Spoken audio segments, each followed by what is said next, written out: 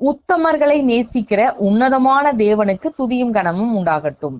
இந்த நாள் ஜெபிக்க வேண்டிய வேத வசனம் சங்கீதம் 19:12. மறைவான குற்றங்களுக்கு என்னை நீங்களாக்கும் துதிப்பதற்கு சங்கீதம் 119:1.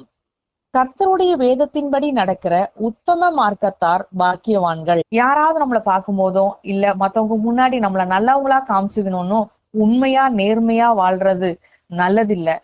யாருமே நம்மளை பார்க்கலனாலும் கர்த்தருடைய கண்கள் நம்மளை பார்த்துட்டு இருக்குன்ற உணர்வோடு கர்த்தருக்கு பயந்து நீதியா உத்தமமா வாழ்றதுதான் தேவனை பிரியப்படுத்தும். அதனால மறைவான குற்றத்திற்கும் பாவத்திற்கும் கர்த்தர் நம்மளை விலக்கி காக்கணும்னு ஊக்கமா ஜெபிக்கலாம்.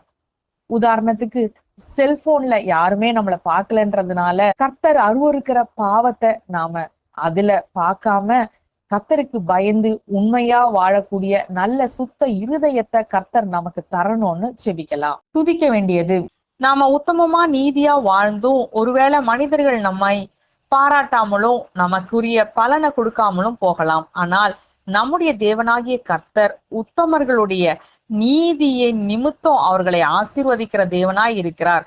உத்தம மார்க்கத்தார் பாக்கியவான்கள் என்று வேதத்துல நமக்கு வாக்கும் பண்ணியிருக்கிறார். நம்முடைய நீதிக்கு தக்கதாக நமக்கு பலனை கொடுத்து நம்முடைய உத்தமத்தின் நிமித்தம் நம்மை ஆசீர்வதிக்கிற நல்ல கர்த்தரை நாம் மனதார நன்றியோடு ஸ்தோத்திரிக்கலாம்.